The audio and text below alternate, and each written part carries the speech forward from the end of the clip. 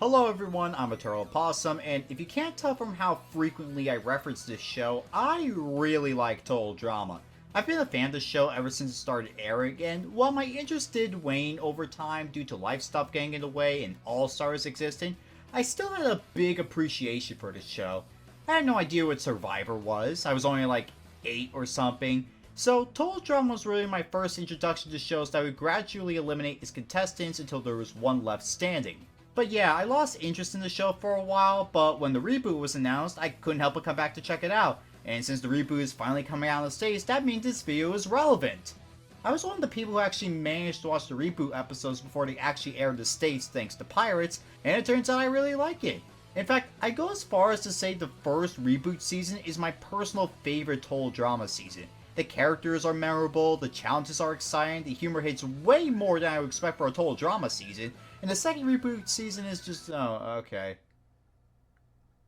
Anyway, that means I get to talk about the characters, and I'll rank them based on how much I like them. Before we get into this, just a few notes. First is that I will be taking into account both their runs in their debut season and their return season. I know that I could do one video for their first run, then another for their second run, especially considering how drastically different their runs are quality-wise. However, I feel that in order to understand just how different the competitors' runs on both their seasons are, I have to talk about them both. That does mean spoilers would be inbound, so if you don't want to be spoiled, feel free to click off the video. Not only that, but these are literally just my opinions. You may like some characters that I personally don't like all that much, and that's fine. I'm not the end-all be-all of total drama. With that out of the way, let's get straight into the countdown.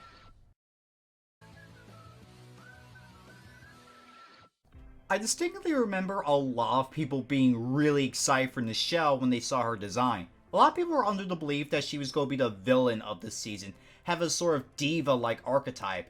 Of course, if you saw the season, you'll know we didn't get that, and what we instead got was just really nothing. First season, she's hyped up to be this badass movie star, only for her to be exposed as a complete fraud once she fails on an obstacle course, leading to her early elimination in 14th place. The second season sees her seemingly start out with promise as she's shown to be more competent in challenges and is trying to make up for her lackluster performance last season, but then it all falls apart when you realize that her sole character trait is fuck Hollywood but also take me back please. She does briefly start to enter some sort of storyline of Julia after she disses her about having not as much star power as her, but I said only briefly because later that same episode Nichelle quits after being tricked by Julia into thinking Hollywood wants her back, sending her out in 12. Nichelle is attracted to nothingness like a magnet. She just falls into having either one personality trait or no personality trait. This even applies to her debut season, where the most she ever does before her elimination is have this one conversation with Julia, which does kind of hint at her short rivalry with her, I guess, but that's about it. Yeah, out of every competitor this generation which I otherwise liked at some point, or at the very least like one of their runs, Nichelle's the first of two competitors where I could safely say I flat out don't like either of their runs. Her first run was nothing, and her second run was just nothing, but she didn't suck in challenges. Hell, I don't even think the writers really knew what to do with her or even cared about her at all, considering how little development she got overall and the fact she never even made the merge. Even competitors I do have issues with, I didn't feel like they weren't cared about in some way, and if the writers didn't care about Nichelle, then why should I? Caleb is someone that frustrates me because I feel like he could have been pretty good. But instead what we got is what we got. So in his first run, he gets about 5 scenes where he's just talking, not even an intro for himself like all the other campers, so that pretty much tells you he's the first boot. His early boot is admittedly shocking in concept, but in execution, because there's so little time to get to know him, it doesn't really hit as hard. His second run season 1 to do much better than his first run, and part of his strategy is to ally with Priya. Mainly, I don't think he starts out too badly, and I don't hate the idea of him finding love when he didn't expect to. But my issue is that this goes on and on when it really doesn't need to. Things get even more frustrating for me when the merge rolls around, and Caleb goes from kind of clueless but well-meaning to an absolute moron. And both times it causes his relationship with Priya to suffer and drags it out further.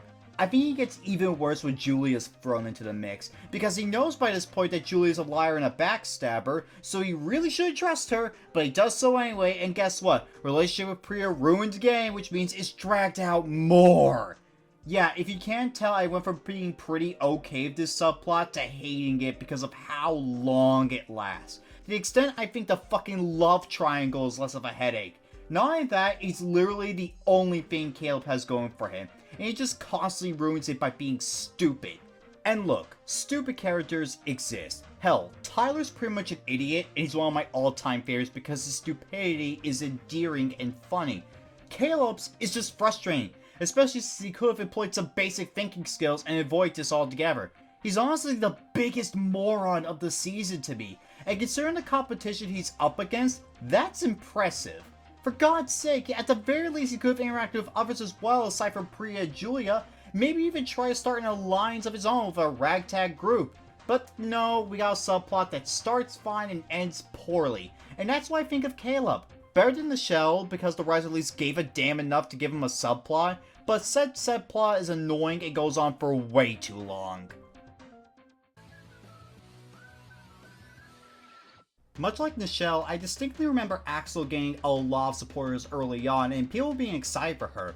Hell, some even felt she was going to be a finalist. I was even excited for her based on her intro alone. She's a zombie survivalist. I'm a total geek for that shit. Unfortunately, so in her debut season, Axel's shown to be a zombie survivalist, much like Sean was from Pacatow Island. And to prove the similarity, she destroys a zombie version of him. She's forceful and aggressive, but has some level of leadership capabilities, as shown when she helps win the first challenge for the ferocious trout. Unfortunately, she takes her aggressive leadership too far, where after an argument about who acts as team captain, she kicks Ripper over the ship and gets knocked over soon after. She ends up getting eliminated at ceremony in 15th place. Mainly kinda disappointing since I did wish I could see more of her, but what little we did get was pretty fun. I love the beginning of the second episode where she just straight up murders some squirrels, and her reaction to Ripper taunting her by eating her marshmallow after her elimination was just great. In her return season, she tries to be nicer and put more effort to making friends, this applying to everyone save Ripper, for now. Unbeknownst to her, Ripper has gained a crush on her for some reason. For the first 4 episodes, Axel I think is pretty damn good. I like how aggressive she can be without overdoing it, and hey, she has some pretty good confessionals as well. My favorite of them being where she says the naked guy is funny. Without context, that's just prime shitpost material. Things unfortunately take a downward spiral when she does get into a relationship with Ripper in my opinion, and they kind of become Jeff and Bridget from Action. Granted, it's not as bad as those two because Axel gets to spend some time away from Ripper, but at the same time, I think the one episode she spends away from him after getting with him is her most forgettable. Her time runs out in the final 10, but not before Ripper goes with her. Axel kind of falls to the disappointing category for me. Again, I really like her archetype because I love zombies, and the stuff she does isn't that bad. Once it gets to Ripper, however, it just feels like she loses all semblance of plot, especially when the merge rolls around. Hell, most of her time in total drama is based around Ripper.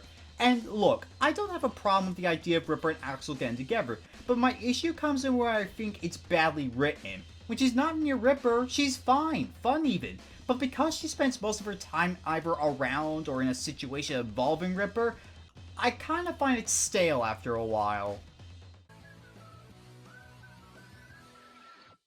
Ooh, now this one is gonna be interesting. Ripper often is the competitor I see as people's least favorite of the reboot, and this would usually be the part where I say I don't understand, but I actually completely understand. Ripper's first run to me is odd to say the least. On one hand, he can be kind of funny sometimes, especially with him being a pain magnet, and I'll be honest, some of his lines are kind of funny. Plus his trio with Chase and Z is just fantastic and always fun to watch. On the other hand, he's an asshole who's not only big on fart humor, which is just delightful, but also kind of survives longer than he reasonably should. Like, if we went by pure logic, then Ripper would be out in 12, not even making the merge. His second run is admittedly better because he doesn't really do much in the way of fart jokes. Instead, his plotline is trying to win over Axel, which he does, as we said before. It's admittedly nice to see Ripper be nowhere near as unpleasant, and I will admit he doesn't fall nearly as hard as Axel does relevance-wise once he enters the relationship with her, mainly mainly because he does play a role in the cheating subplot with Julia MK in the 5th episode, so it's why I prefer him over Axel just by a bit.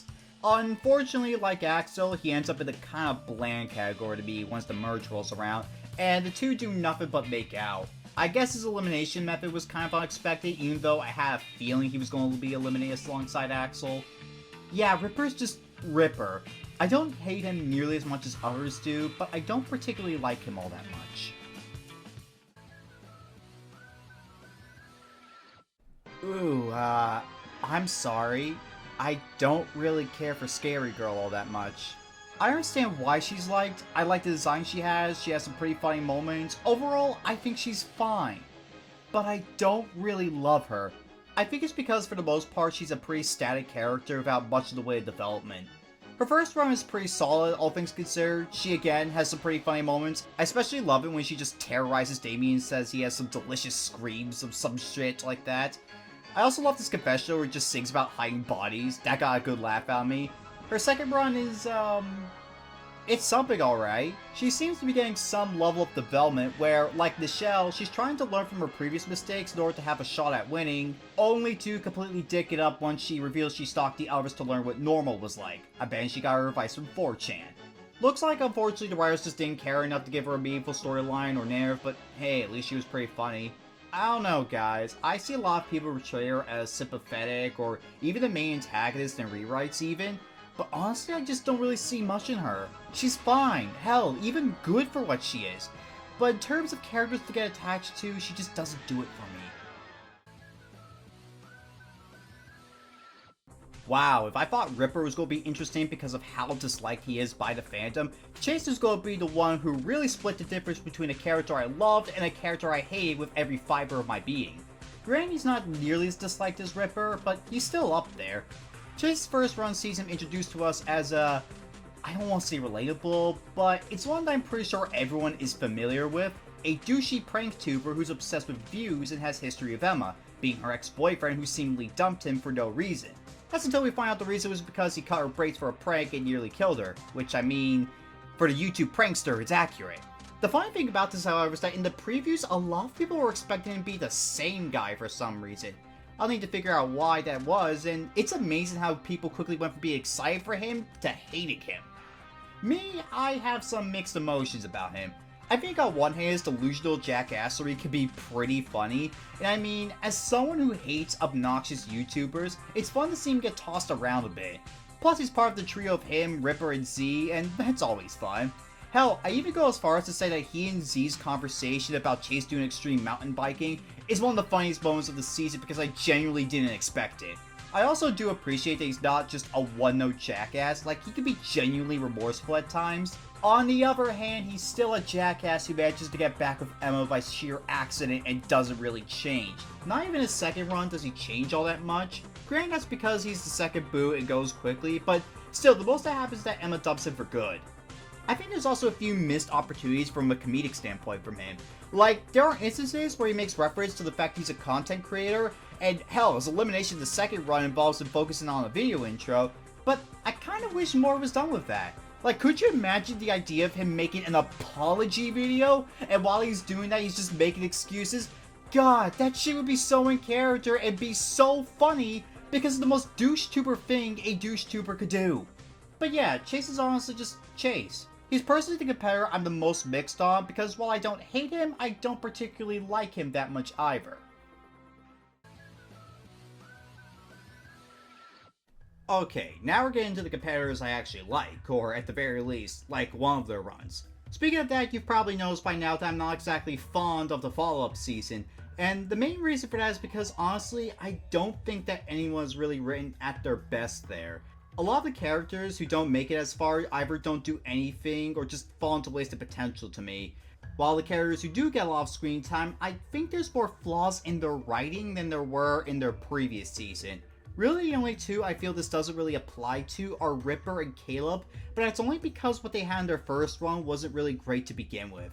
However, I feel if I could point to one character whose second run was downright disappointing, it would be Emma. For Emma's first run, I really liked her. I thought she was sympathetic when it came to the fallout of her breakup with Chase, and I loved her friendship with Bowie.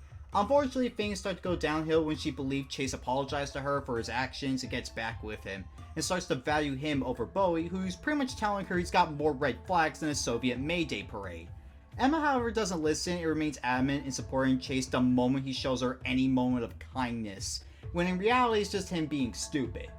So yeah, unfortunately she does end off worse than she does in the beginning, but I still enjoyed the time she wasn't worse off, and hey, this does open up the door for her to gain more development in the second run once she does ditch Chase.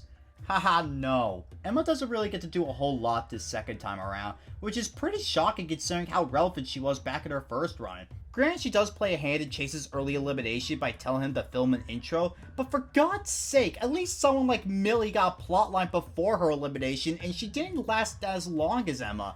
Emma just mostly stayed in the background until the 4th episode where she fails at being a people reader and gets eliminated. It's a shame because I wish Emma got a rebound with someone, like maybe Wayne, because I feel he deserves someone, but no, she falls into the Nichelle trap where it feels the writers just didn't know what to do with her and just gave up. Oh well, at least she's no longer with Chase.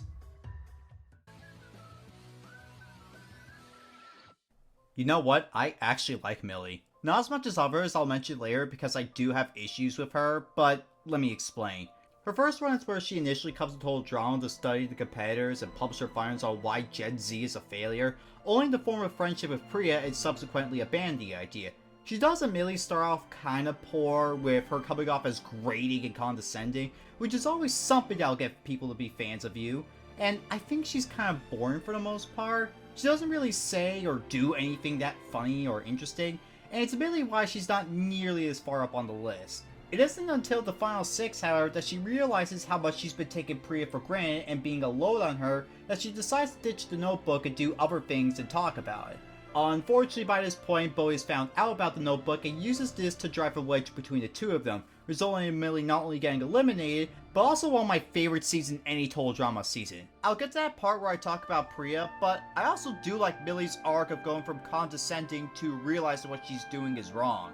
I actually don't even have a problem with her second appearance. Well, yeah, it's not nearly as strong as her previous run.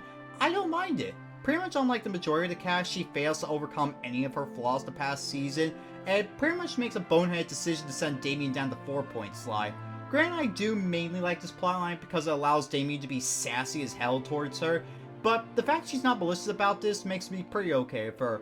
I think the main reason I do like her, however, is because I just find her relatable in a way. I also struggle with a lot of social cues and have an issue with judging people, which is why for the Hell's Kitchen videos, I do make a reminder that literally all the stuff I'm saying applies only to their edit on the show and not the person out of the show, with some exceptions. But she's still not malicious about it, just really insecure. It makes for a character that I do want to see get more development if she comes back, but I think where she ended up I'm totally fine with as well.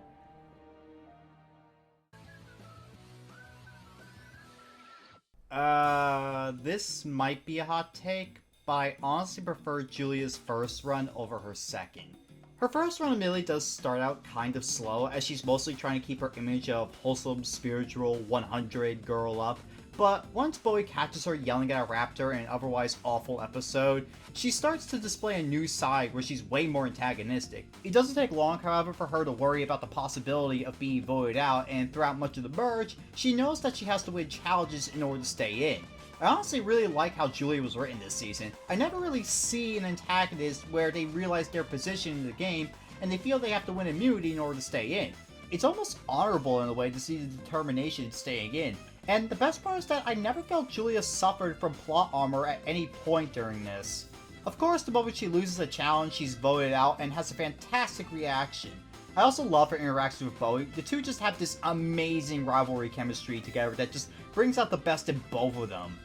Her second run, despite being more successful, is, yeah, I don't really like it all that much. Sure, there's highlights of this run, like her friendship with MK, but I think my main issue with her is that she seems too flawless. She's constantly able to manipulate people without so much of a struggle, is constantly strong in challenges, barely, if ever, has a chance of reasonably getting voted out. It just doesn't feel like Julia. And of course, there's what many, including I, criticize about her run. It's the off-screen stuff. Now look, off-screen shenanigans have always kind of been a thing in Total Drama, even back in Season 1, But the thing is that it's used very sparingly. Julia has 3 off-screen shenanigans that get Nichelle, Bowie, and I'd even argue MK eliminated. And no, I'm not counting Damien because him hiding the idol via paranoia is bound to have him screw up. 1 is pushing it, but 3, that's too far. Speaking of MK actually, I kind of wish the dynamic was a bit different, where MK was more of the brain and Julia was the bronze of the duo. Much of their interactions would be the same, but I think this will give MK a bit more strategizing to do instead of Julia doing pretty much all the work. And I think it could end with MK getting complacent in her role, only to fail to realize Julia's learning her own tricks and planning on backstabbing her. Hell, we could even bring the idol into the mix, where MK thinks she can use the idol, only for Julia to have stolen it, sort of like a reference to MK's pickpocketing shtick she had in her intro. Overall, I think Julia's a decent antagonist. I wouldn't say she's on the level of Alejandro, the Ice Dancers, or even one character I'll be talking about later by any means, and her second run, which I'm honestly not crazy about, doesn't help, but she works. Well, it took long enough, but we finally get to talk about Priya, whose 2 runs are very interesting to me. Don't get me wrong, I like Priya, I really do, especially in her first season. She's very likable, has a great friendship with Millie that I think was well done, has some pretty fun interactions with Ripper and Bowie, is one of the most deserving winners in my opinion. Yeah, I think Priya in her first season is genuinely great. One thing I don't think Priya definitely doesn't get enough praise for, however, is her voice actress. Seriously, I think she's one of the best that Total Drama has had. I personally point to the scene where she finds out what Millie's been saying about her in her journal as some of the best acting in really any Total Drama season, as well as the scene being the better version of Sunday Money Sunday. Admittedly, there's one performance this generation I think is just a bit better, but we'll get to them when we get to them. Her second run I don't have much to say about because really I kinda talked about it already with Caleb. Okay, yeah, she's nowhere near as good in this season. Granted, she still has some funny moments this season, like when her strategy for taking on Julia is just drop-kicking her, and I still think her voice actress is phenomenal, mainly because she gets to bring out Priya's angry side. However, the reason I don't like her as much of this season is because the stuff with Caleb really brings out a more ugly side of her. Like, she legit tries to kill him. Shockingly enough, that doesn't make for a likable character in Total Drama. I also do think she really overstays her welcome. Like, I would be totally fine if she went out like 6, but come on, 4th place? Really? Speaking of which, and this is more of a nitpick, but I hate how her elimination in the Final 4 was treated as shocking. Like, I feel like we knew there was no chance in hell of Priya making the finals again because that'd be just really silly to put her in the finals 2 seasons in a row. So even with off-screen Julia, we knew she wasn't winning. I still do like Priya despite her second run being not all that great in my opinion, however. If she went out earlier, maybe I'd enjoy her more, but as is, 7th isn't bad. Man, if there's anyone who had such a wasted potential for a winner storyline in Total Drama, it's without doubt Wayne. I just don't get it, man. Okay, he wins the season. Fun, fine, good and dandy. Have him win in a pretty cool way. Nice, good, nice going. Separating from Raj at a critical point in the game. Okay, now we're cooking. When's it happen? The Final 5? And Wayne's just an idiot? Like, he pretty much gets dumbed down to a plain idiot instead of a cocky idiot who has a big heart and somewhat of a brain? Are you kidding me? I know it might seem strange for me to be this upset about Wayne's second run, especially when he's in the top 6, but let me explain. In the first season, Wayne was actually one of my favorites. I thought he was fun, and I liked that he seemed like Tyler in a way. Funny with how dumb he could be, but more competent and smart even. Plus, there's his friendship with Raj that was just super wholesome, especially when it came to him being accepted of Raj being gay. Hell, I don't even have any real problems with his first run, and with Raj getting Bowie as a boyfriend, it made me excited to see what Wayne could do on his own in his second season. Yeah, I feel that despite Wayne winning in the second season, I felt his writing took one of the biggest hits in a season full of writing hits. No longer is he pretty dumb, but has moments where he's competent and able to think of plans. Now he's just dumb. Just flat out an idiot. To make things even worse, he's still barely his own character, as he mainly pals around with Raj for a large chunk of the season, and it's only until the final 5 that he does stuff on his own. That's nowhere near enough time for him to really establish himself as a solo character. I hear a lot of people say that Wayne actually would be a fine winner, a good one even. Especially since when you really think about it, he's actually a pretty impressive competitor overall, and he's so far the only competitor to compete in multiple seasons and never be in the bottom 2. All he would need to do is just separate him from Raj earlier and allow him to be his own person, which I completely agree with. I feel that Wayne has the potential to be more than just Tyler with an accent. Like, man, could you imagine him barely coming up short in several merge challenges, causing people like Julia and Caleb to underestimate him, and then have him steal the victory from them? I think that way you could do the Dark Horse victory subplot, and it wouldn't result in Wayne being changed too much. All of this is just a very roundabout way of saying I love Wayne, and while I do love the fact he won a season, at the same time I wish he was just written better.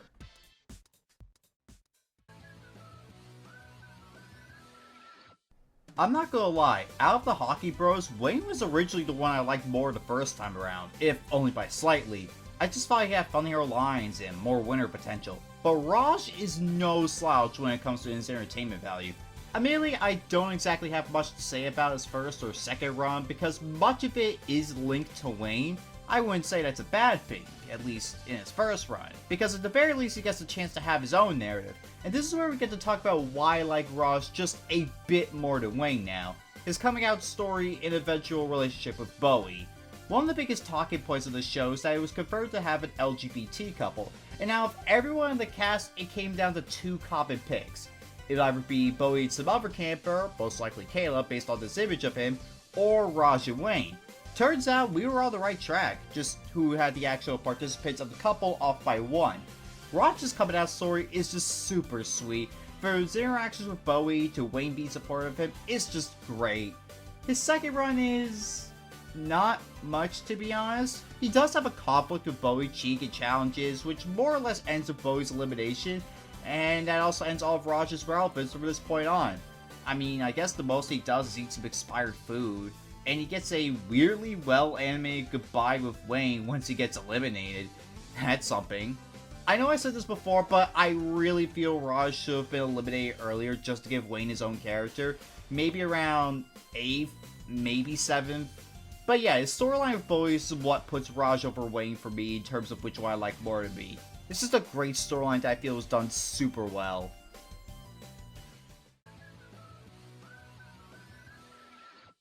Dude, I love Daman so much. I remember when people were speculating over the labels of the competitors, a lot of people are under the belief that he was going to be a rapper of some kind. I mean, look at the attire. It just screams rapper. While I think that's a character type that would be fun, I'm super happy we didn't get that for Daman because what we got was so much better. Daman was one of the characters I was the fastest to become a fan of. I thought he was funny with his panicked reactions to everything going on around him, and relatable with him pointing out just how bonkers this show could be. I also have to give a lot, and I mean a lot of praise to his voice actor, who I honestly think is the best of the whole voice cast. And I even go as far as to say he has one of the best performances across the entire series. While I do think his reactions to the insanity around him would be funny on paper, Daniel Keith Morrison really hams up with his shrieks, giving me some of the biggest belly laughs of the series. Like, just his reaction to finding out there's sharks in the water in the second episode is just priceless. What I love most about Daman, though, is that while he's a coward, he still has the ability to rise to the occasion, which did give me hope to see him get developed more in the second run. Daman's second run is definitely strange. I don't want to say he has bad writing this season, because truth be told, I think he does more stuff this season than others. I describe his run as inconsistent. At the start, he does enter a pretty fun narrative with Millie, where after the aforementioned slide incident, Daman just kind of gets really sassy with her, and his reactions to her are still really funny. After that, however, he just kind of vibes for a bit until the merge, where he actually wins the first challenge and manages to find the immunity idol. From there, he just gets sidelined again until the final 6, where he's voted out after having his idol stolen by Julia. I already did talk about how I don't think Daman's elimination was really unfair, as well. I mean, he was pretty paranoid about the whole idol, so it was likely he was going to slip up eventually. My issue, however, is his placement, merely 6th place. I think 4th is more fair because 1, it would cut down the whole Priya and Caleb nonsense, and 2, it would give Caleb more people to talk to than just Priya and Julia. Still, compared to a lot of others who I feel really suffer from a rank standpoint, Daman's one of the better ones in my eyes because he at least feels somewhat relevant. until we get more Priya, Caleb, Julia. Overall, I really love Damien. Shame he didn't win, but I think he's great either way. Holy fuck, Z is amazing. Like, I'm gonna be real, I don't think I found such a character who gives me such brain rot like Z has. But not like the cringy kind, the Z kind. Z's pretty much a comic relief character without much in the way of terms of a plot, and I think he's really funny. Seriously, I could go on for minutes to talk about how funny he is, but I think I'd be downplaying the character as a whole, so I should talk about why I think he's funny. Much like Damien beforehand, Z's funny because of his reactions to everything, but unlike Damien, whose first instinct is to have an anxiety attack, Z's just vibing. And I think his often laid-back reactions to some of the crazier stuff makes him even funnier. Plus, he's just a really nice guy. I often mention the trio between Z, Ripper, and Chase whenever I brought the latter to up, but I think Z's the main highlight of that trio because it makes two characters who could very well get irritating and make them pleasant and funny. Man, Z could team up with any character and I enjoy it. Also, I should talk about the fact that he's an amputee. I mean, I was spoiled on this based on an image seen in the previews, but when the shark literally took his prosthetic leg, I genuinely thought for a moment they ripped off his leg. I don't know why. Maybe I was drinking whatever Z has in that soda. His second run is more or less the same, but this time he gets involved in the whole Priya and Caleb storyline, as he believes Caleb's still playing on the alliance thing while finding out that Priya legit likes Caleb. As much as I dunk on the Priya and Caleb stuff, I'll admit that Z's involvement is fine here, although his elimination I feel is a bit out of nowhere. Like, I knew he wasn't going to win, no way, but it's just kinda weird. Also, I don't think he's as funny in his first run, but then again, maybe that's just me getting used to his antics. Still, love Z though. Absolutely hilarious character. Guys, I can't believe it. I seriously can't believe it. But we finally found an Aquafina character that's actually good. It's a miracle. Oh wait, she isn't voiced by her? She's just a parody of her in a way? Oh. Still more likable. Yeah, it didn't take long for MK to become one of my favorites of the Reboot cast. As someone who absolutely loves sarcastic and kinda jerkish characters, MK was easily right up my alley. She has so many great quotes in her first run, like her jabs to Nichelle, and of course her interactions with Julia. I also really appreciate that she's sort of a secret threat in a way, as she downloads the confession cams, which is something that no one has thought or been able to do.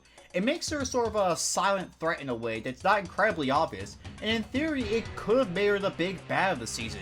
But no, she goes out before the merge, which I'm honestly not upset about, because at the end of the day, it was her fault. Her second run is also pretty damn good, even if I admittedly prefer her first run. She forms a sort of villain friendship with Julia, and the two team up to cheat for the challenges. The two of them have a natural chemistry together, even those who don't really like the season tend to admit that this friendship is the best part. Of course, I still do have issues with her run, like how I wish MK was more of the brains of her and Julia's operations and came up with more of the plan instead of just pretending to be an intern, which I honestly think is less impressive than the whole download the confessionals bit she did back in her first run. I also have to lament the fact that MK wasn't the main villain with that honor set going to Julia once more, and her elimination does kinda follow Julia's off-screen antics, but overall I love MK. She's had some great highs with no really big lows for me. If there's another season, please, I beg of you, give her the main antagonist role. She'll take that ball and run circles around with it.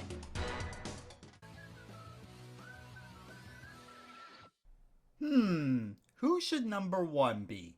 Man, this was tough. Let's see. Eeny, meeny, miny, you! Me! Yeah, this shouldn't be shocking. Bowie was a character that I was very interested to see based on his design alone. I know a lot of people had some worries about how he'd be portrayed, especially after seeing how Mike was handled.